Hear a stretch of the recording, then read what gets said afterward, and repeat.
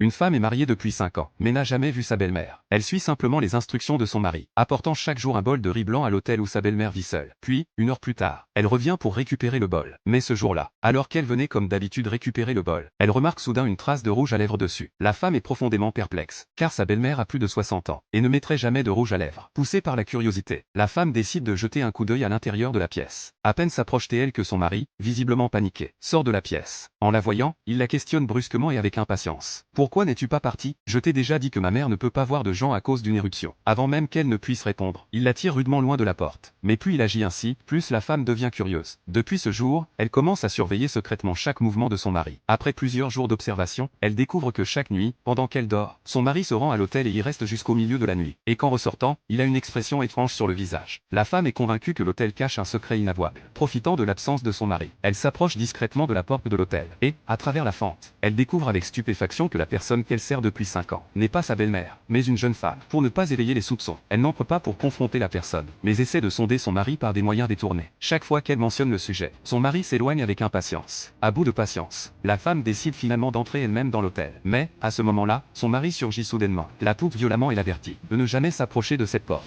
Alors qu'elle s'apprête à protester, la voix de sa belle-mère se fait entendre à l'intérieur, lui demandant de ne pas se disputer. En entendant cette voix âgée, la femme commence à douter, aurait-elle mal interprété son mari? Voyant cela, le mari la tire brusquement pour rentrer à la maison. Mais la femme remarque soudain une marque de griffure sur le cou de son mari. Celui-ci explique précipitamment que c'est sa mère qui l'a fait. À ce stade, la femme a du mal à croire à nouveau son mari. Après tout, quelle mère dans le monde grifferait le cou de son fils? Sous la culpabilité, le mari repousse la femme et s'enfuit, laissant tomber la clé de l'hôtel. La femme a alors une idée. Cette nuit-là, elle retourne à l'hôtel et découvre son mari en train de masser quelqu'un à l'intérieur. En entendant les rires provenant de la pièce, elle fond en larmes. Elle n'aurait jamais imaginé que son mari entretenait réellement une autre femme en cachette et qu'elle lui avait bêtement apporté du riz pendant 5 ans. De retour chez elle, la femme prépare ses affaires pour partir, mais avant de partir, elle veut personnellement révéler la trahison de son mari. Le mari, découvrant cela, se dispute violemment avec elle et finit par lui donner une gifle, alors que leur relation semble irréparable. La femme décide de prévenir le chef du village. À ce moment-là, un villageois arrive en courant, annonçant qu'un voleur est entré dans l'hôtel. Le mari, choqué, suit les villageois pour courir à l'hôtel. Mais au moment où il s'apprête à forcer la porte,